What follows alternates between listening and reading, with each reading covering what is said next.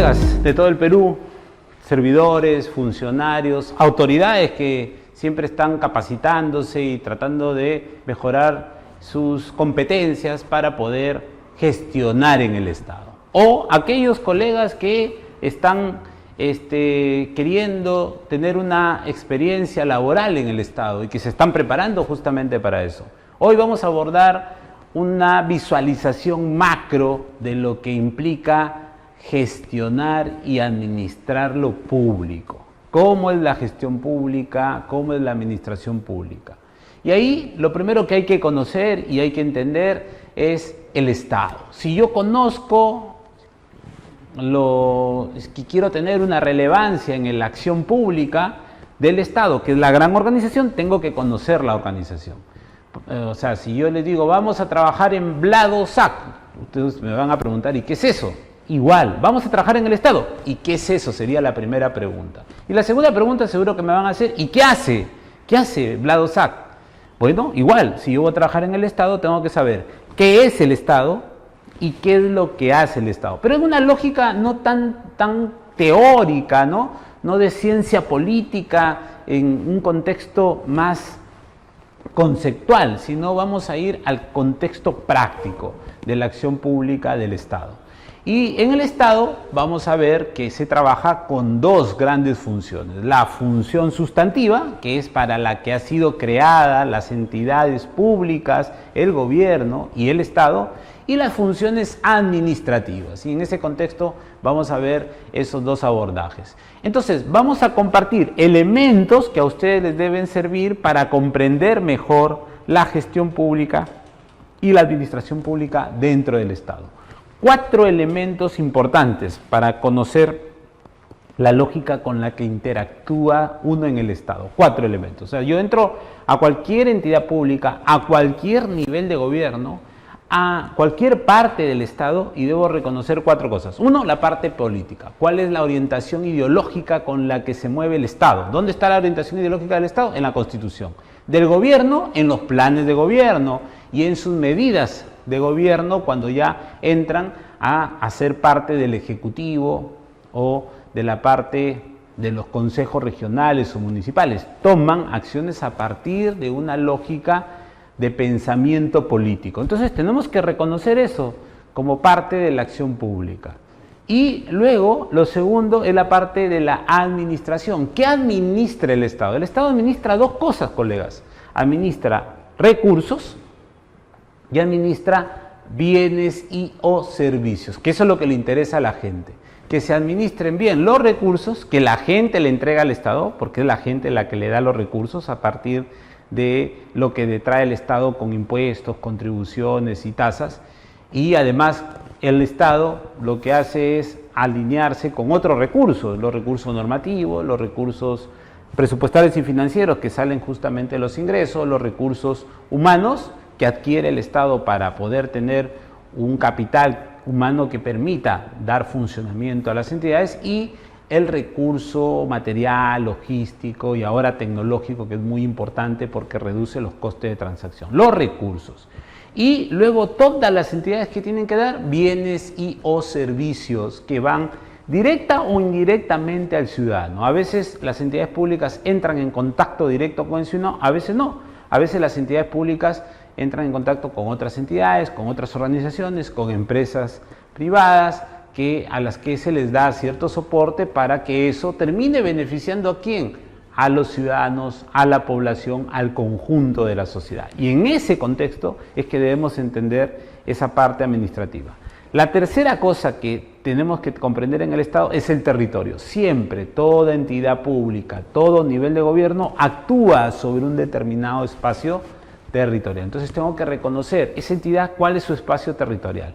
Y lo último es la parte de cómo somete a los habitantes en ese territorio, ¿no? El Estado tiene un poder, el poder de pedir ciertas condiciones, ciertos requisitos para poder entregar esos bienes y servicios en función a las características y condiciones que tiene la población. 4 elementos entonces. Si yo quiero reconocer el Estado rápidamente, esos 4 elementos: la parte política, la parte de administración, la parte territorial y la parte de sometimiento a los habitantes. Luego están los roles. Tengo que también reconocer los roles que tiene el Estado. El Estado tiene 5 roles. 5 roles. El rol se le llama liberal o de gendarme o policía. Es un rol donde el Estado interviene cuando el problema público existe.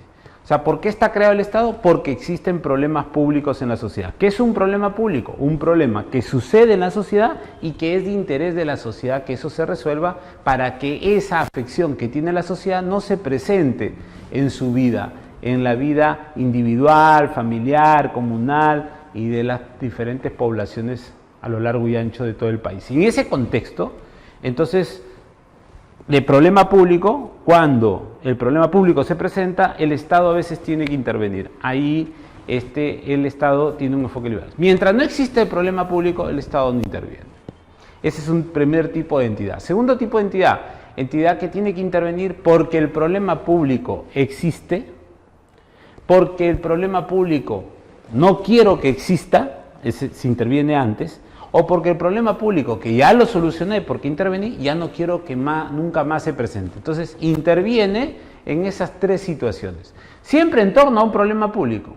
Siempre en torno a un problema público. Entonces, por ejemplo, en salud, yo no quiero que haya enfermedad, entonces actúo en la prevención y en la promoción. Ya hay enfermedad, actúo en la atención. Y luego, después de que lo curo, actúo en la recuperación. Entonces, lo que estoy actuando es en torno al problema público, pero en diferentes estadios del momento de ese entorno de problema público. Entonces, hay muchas entidades que pasan su vida interviniendo. Y la intervención puede ser focalizada o puede ser universal. Universal es cuando se atiende a todos. Cuando la entidad tiene una atención universal, el estado es de bienestar. Es el tercer tipo de rol que tiene el Estado. Estado de bienestar. ¿Por qué es importante todos estos roles que estoy comentando? Porque de acuerdo al rol va a ser mi gestión. Una cosa es intervenir esperando, otra cosa es intervenir con una acción pública permanente, otra cosa es intervenir de manera focalizada y otra de manera universal. Cambian las situaciones. Cuarto tipo de rol es el rol subsidiario, es decir, por toda intervención, en teoría, que hace el Estado, las personas debemos pagar por ese servicio, pagar el costo de ese servicio, nada más, no la utilidad, no como hace un privado que saca su utilidad, sus gastos administrativos y todo lo carga al servicio. No, nosotros no. Nosotros dentro del Estado lo que tenemos que hacer es cobrar por el servicio. Pero ¿qué es lo que pasa? En virtud de las condiciones que tienen las personas, a veces las personas tienen mucha vulnerabilidad y no pueden siquiera acercarse al servicio porque no tienen los recursos para poder cubrir esos costos. Y al no tener los recursos para poder cubrir esos costos, entonces el Estado los subsidia. Ahí está el ejemplo del seguro integral de salud. Ahí está el ejemplo de algunas municipalidades que dicen para personas adultas mayores no le vamos a cobrar ciertas contribuciones municipales y los exoneran. Entonces les dan los servicios, diríamos, subsidiados, ¿no? Eso se llama subsidio a la demanda, porque la demanda no tiene las condiciones para pagar por el servicio, yo le doy las facilidades de pago, de manera parcial o de manera total. El segundo caso de subsidio es cuando la persona no tiene ni siquiera para acercarse a la entidad que da el servicio. Y ahí lo que tiene que hacer la entidad que da el servicio es acercarse a la persona. Bueno, en ese contexto ya tienes que subsidiar también la oferta, es decir, llevar la oferta hasta donde está el ciudadano. Ahora, en términos de gestión, que es lo que quiero transmitirle, una cosa es que tú esperes y que la gente venga, pague por el servicio, y otra cosa es que tú esperes y a la gente le des la facilidad para que acceda al servicio o inclusive que tú tengas que ir hasta donde está la gente. Todas esas circunstancias hacen que la gestión tenga una diferenciación. Y el último rol que debemos tener en cuenta es el rol regulador.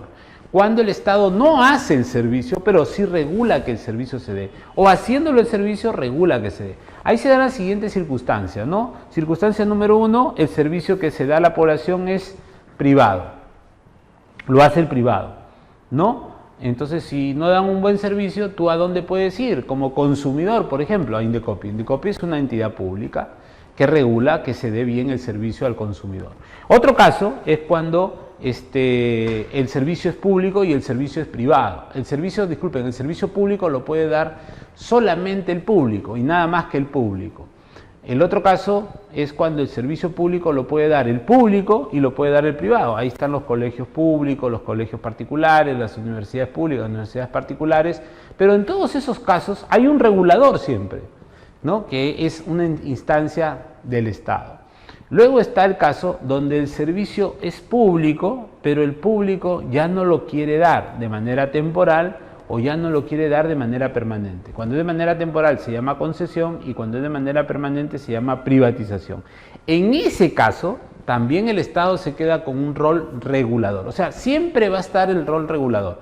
Pero un regulador regula que se dé bien el servicio y que se den las condiciones para que quien da el servicio también las dé bien. En ese contexto regula lo que opera en el mercado y lo que ocurre en la sociedad. Ese rol regulador, si a ti te toca trabajar en ese rol regulador, es diferente a los otros roles. Entonces, con esto, lo que les estoy diciendo es que siempre las entidades tienen que tener en cuenta el rol con el que trabajan para hacer la gestión. Ahora, ¿cómo es el Estado peruano en términos constitucionales? El Estado peruano es uno e indivisible, se maneja como una sola unidad.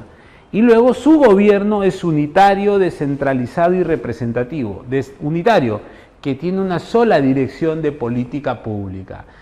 Representativo, que elige a quienes lo gobiernan. Descentralizado, que comparte el poder entre diferentes niveles de gobierno, que en el caso peruano son 3 niveles de gobierno: el nacional, el regional y el local. Y esto lleva a compartir poder en términos de ¿qué? En términos políticos, porque se tiene atribuciones de ejercer el poder del Estado en determinados ámbitos territoriales: un alcalde distrital en el distrito, en la provincia, el gobernador regional en el departamento y el presidente de la República en todo el país. Tienen un mandato. Y hay una concurrencia, ¿no? Porque el distrito pertenece a la provincia y los distritos pertenecen al departamento y todos estos pertenecen al país. Hay una necesidad de coordinación política. Luego está la parte administrativa, que es la segunda autonomía, diríamos, en la que se distribuye el poder, la parte administrativa. Y ahí que distribuye poder ¿sobre qué? Sobre las competencias y funciones. Entonces yo tengo que ver cuáles son las competencias exclusivas, las competencias compartidas y las competencias delegables. En un Estado descentralizado la mayor cantidad de competencias son compartidas. Entonces yo tengo que ser consciente si mi competencia es compartida, es exclusiva o es delegable o es delegada. Y en función a eso hago la gestión. Y por último la parte económica, donde hay, diríamos, cierta manejo respecto a los ingresos, respecto a los gastos, respecto a las transferencias y respecto a los endeudamientos. Entonces, ese paneo te da la lógica de la centralización y con esa lógica se tiene que entrar a desarrollar la labor sustantiva de las en el marco de las competencias que tiene cada entidad adscrita a cada nivel de gobierno y en función a eso poder propiciar un desarrollo integral del funcionamiento del Estado. Entonces, moraleja, en el Estado peruano no estamos solos desde un espacio institucional. Tengo que ver con quién más me puedo coordinar en el marco de la unitariedad, que me obliga a desarrollar un trabajo concurrente, coherente, unidireccional, y en el marco de repente de la descentralización debido principalmente a las competencias compartidas. Y así puedo mejorar la lógica de la gestión.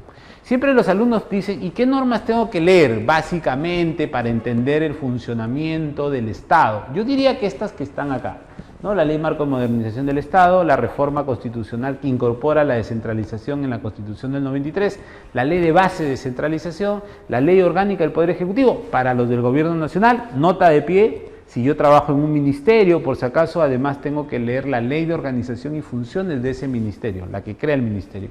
Luego tengo la Ley Orgánica de Gobiernos Regionales, la Ley Orgánica de Municipalidades, y con eso ya tengo los 3 grandes actores del funcionamiento del Estado. Esos 3 son los motores del funcionamiento del Estado. Y por último, la parte territorial. Ahí tengo la Ley de Demarcación, de Ordenamiento y Demarcación Territorial y la Ley de Integración de Regiones, porque hoy no existen regiones, colegas. Está mal decir región Puno, no porque por Puno, sino porque el término región no existe. Lo que existe es departamento de Puno y lo que existe es gobierno regional de Puno.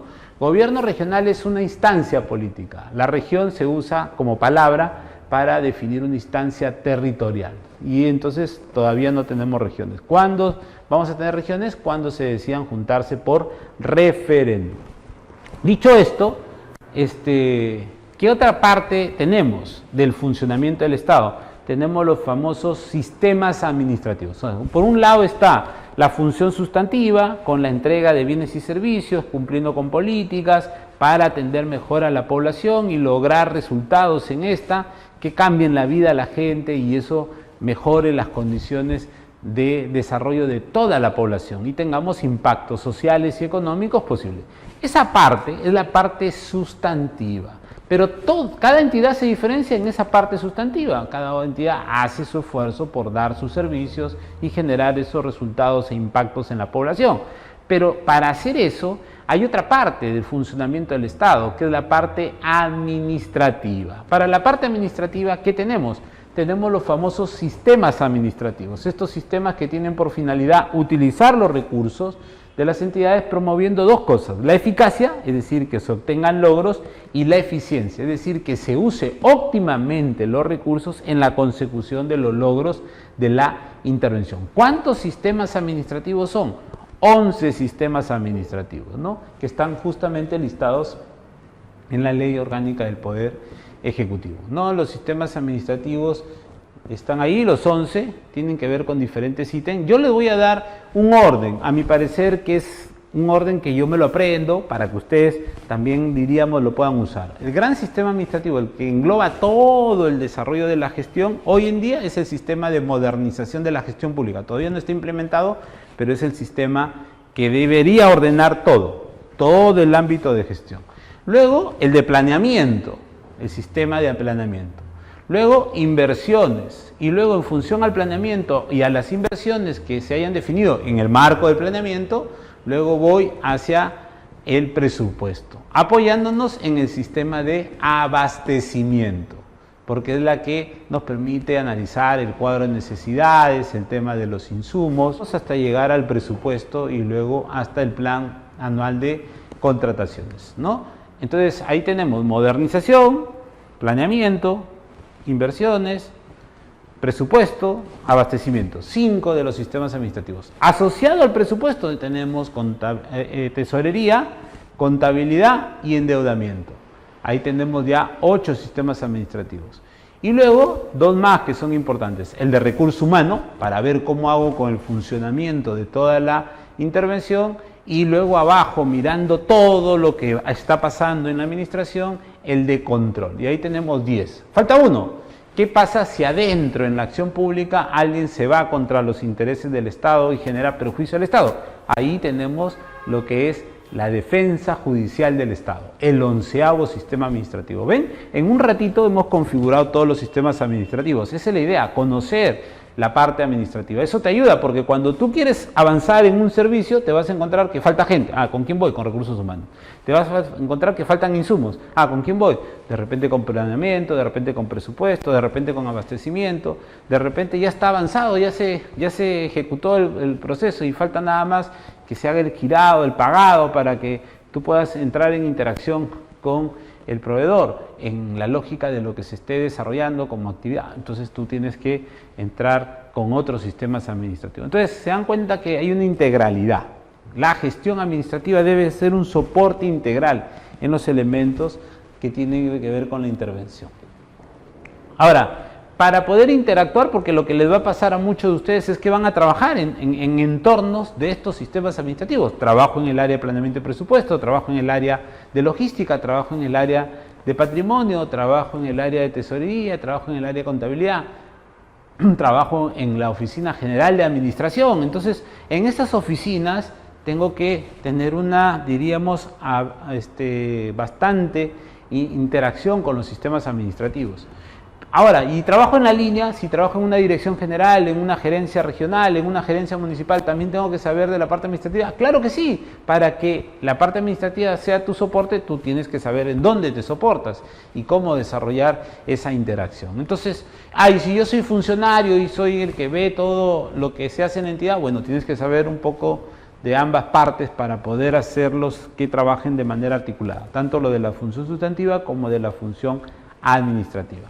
Pero cuando ya trabajo en esas áreas, tengo que ver y quién es el que va marcando la pauta a nivel nacional de lo que se puede hacer en tesorería, de lo que se puede hacer en contabilidad, de lo que se puede hacer en recursos humanos. Bueno, los entes rectores. Entonces, de cada sistema administrativo tengo que saber cuáles son sus entes rectores. Diríamos que el MEF maneja abastecimiento, presupuesto, tesorería, endeudamiento, contabilidad y sí, eso es lo que maneja el MEF. PCM a través de la Secretaría de Gestión Pública, modernización, a través de CEPLAN, planeamiento estratégico y a través de Servir Recursos Humanos.